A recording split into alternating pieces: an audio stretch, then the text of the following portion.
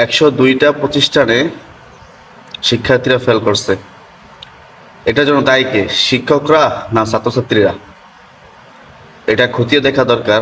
যে শিক্ষকদের অবহেলা থাকে, যে তাদের পড়াশোনার অবহেলা থাকে। অনেক আগে নিউজ দেখছিলাম, যারা দপ্তরি আছে তাদেরকে দিয়ে তারা ক্লাস করাইছে, এরকমও নিউজ দেখছি। এখন কি তাদেরকে দিয়ে ক্লাস করাইছে এই জন্য শিক্ষার্থীরা ফেল করছে, না শিক্ষার্থীদের অবহেলার কারণে তারা ফেল করছে? এখন শিক্ষার্থীদের অবহেলার কারণ হলো যে তারা এখন বেশিরভাগ শিক্ষার্থীরা তারা টিকটকে ব্যস্ত, রিলসে ব্যস্ত, তারা ইউটিউবে ফেসবুকে তারা ব্যস্ত, গেমসে, ভিডিও গেমসে ব্যস্ত। আবার অনেকে তো আপনার জুয়ায় আসক্ত হয়ে গেছে না শিক্ষার্থীরা।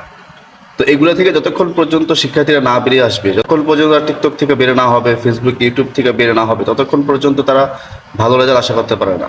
যদি ভালো রেজাল্ট আশা করা যায়, তাহলে তাদেরকে এগুলো থেকে বের হয়ে আসতে হবে, মোবাইলের আসক্তি থেকে তাদেরকে বের হয়ে আসতে হবে, তাহলে তারা ভালো রেজাল্ট করতে পারবে। যদি দেশের অবস্থা এরকম হয় যে শিক্ষা প্রতিষ্ঠানের ছাত্রছাত্রীরা যদি এত ফেল করে, তাহলে এটা দেশের জন্য কল্যাণ আনতেছে না, এটা দেশের জন্য ক্ষতি।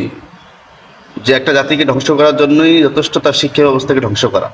যদি শিক্ষা ব্যবস্থা ধ্বংস হয়, যদি ছাত্রছাত্রীরা মেধাবী না হয়, তাহলে দেশটাই ধ্বংস হয়ে যাবে।